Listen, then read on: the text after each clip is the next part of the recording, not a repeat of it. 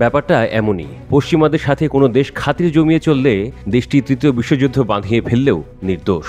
আর পশ্চিমাদের বিরাটভাজন হয়ে থাকার মতো সম্পর্ক রাখলে সামান্য পান থেকে চুন খসলেই আন্তর্জাতিক আইন লঙ্ঘনকারী হিসেবে বিবেচিত হতে হয়। যুক্তরাষ্ট্রের সাথে এক প্লেটে খাবার খাওয়ার মতো মিত্র ইসরায়েল তার নিজের পরমাণু কর্মসূচি নিয়ে মুখে কুলুপ এঁটে রাখে, অথচ ইরানেরটা নিয়ে তার যত গা জ্বালা। যুক্তরাষ্ট্রও তাই, বাকি পশ্চিমারাও, এবং সাদা হাতি জাতিসংঘও।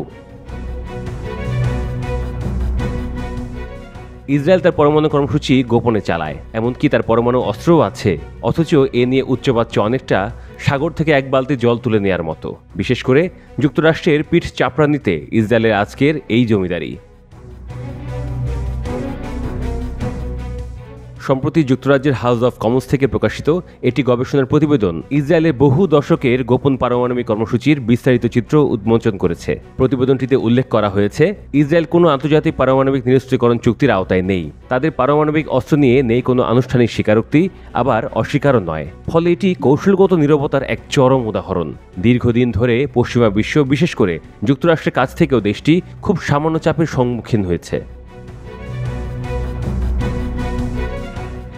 Stockholm international piece research institute SIPRI এর বরাতে প্রতিবেদনে বলা হয়েছে, ইসরায়েলের কাছে বর্তমানে আনুমানিক 80 থেকে 90টি পারমাণবিক ওয়ারহেড রয়েছে। এছাড়া প্রায় 200টি ওয়ারহেড তৈরির মতো উপাদান তাদের কাছে মজুদ রয়েছে। প্রতিবেদনে বিশেষভাবে উল্লেখ করা হয়েছে ডিমোনা পারমাণবিক চুল্লির কথা।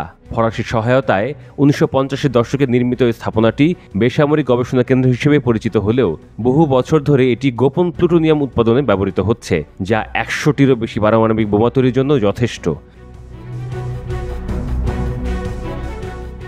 1986 সালে ডিমোনার সাবেক টেকনিশিয়ান মর্দেখাই ভানু দ্য সানডে টাইমসকে দেওয়া তথ্য ও ছবি প্রকাশের মাধ্যমে ইসরায়েলের গোপন পারমাণবিক কর্মসূচি ফাঁস করেন। পরে মোসাদ তাকে অপহরণ করে ইসরায়েলে নিয়ে যায় এবং 18 বছরের কারাদণ্ড দেয়। বিষয়টি আন্তর্জাতিক অঙ্গনে ব্যাপক নিন্দার মুখে পড়ে।